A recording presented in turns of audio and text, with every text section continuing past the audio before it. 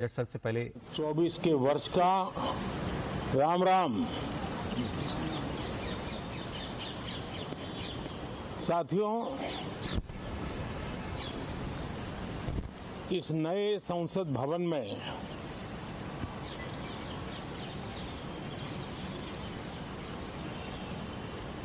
जो पहला सत्र हुआ था उसके आखिर में इस संसद ने एक बहुत ही गरिमापूर्ण फैसला लिया था और वो फैसला था नारी शक्ति वंदन अधिनियम। और उसके बाद 26 जनवरी को भी हमने देखा किस प्रकार से देश ने कर्तव्य पथ पर नारी शक्ति के सामर्थ्य को, नारी शक्ति के शौर्य को, नारी शक्ति के संकल्प की शक्ति को अनुभव किया। और आज बजट सत्र का आरंभ हो रहा है, तब राष्ट्रपति द्रौपदी मुर्मू जी का मार्गदर्शन और कल निर्मला सीतारमण जी के द्वारा इंटरिम बजट एक प्रकार से ये नारी शक्ति के साक्षात्कार का पर्व है। साथियों, मैं आशा करता हूं कि गत 10 वर्ष में जिसको जो रास्ता सूझा उस प्रकार से संसद में सबने अपना अपना कार्य किया। लेकिन मैं इतना जरूर कहूंगा कि जिनको आदतन हुड़दंग करने का स्वभाव बन गया है, जो आदतन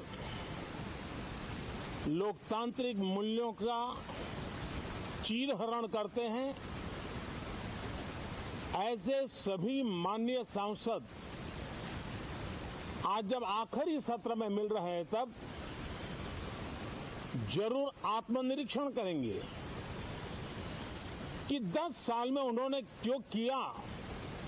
अपने संसदीय क्षेत्र में भी 100 लोगों को पूछ ले, किसी को याद नहीं होगा, किसी को नाम भी पता नहीं होगा जिन्होंने इतना हुड़दंग हो हल्ला किया होगा।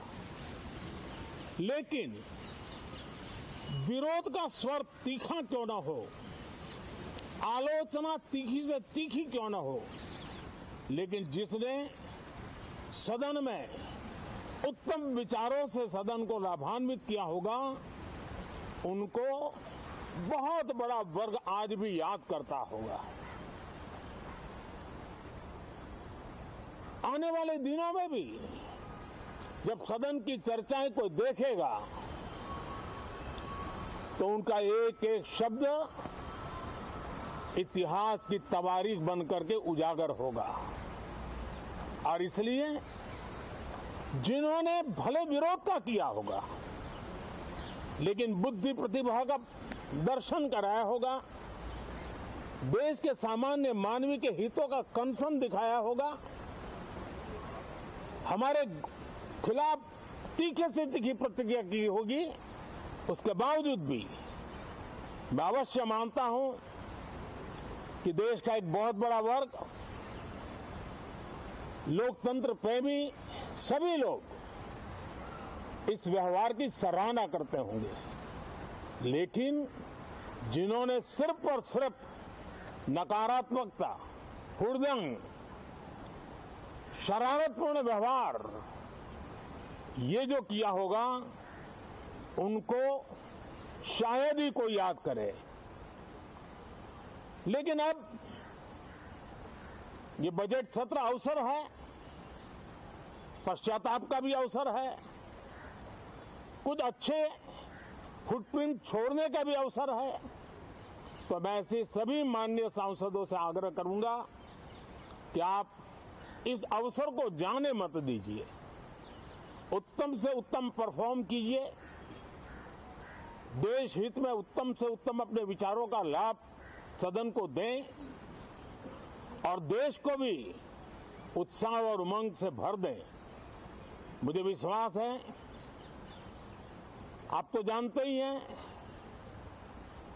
कि जब चुनाव का समय निकट होता है तब आमतौर पर पूर्ण बजट नहीं रखा जाता है।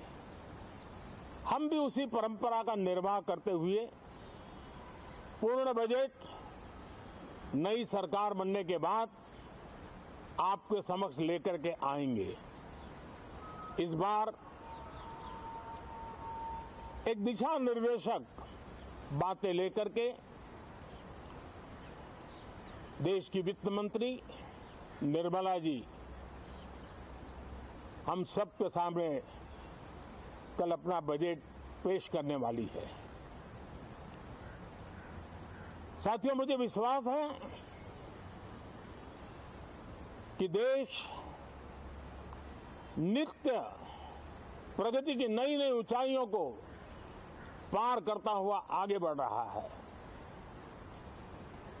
सर्वस्पर्शी विकास हो रहा है, सर्वांगीण विकास हो रहा है, सर्व समावेशक विकास हो रहा है।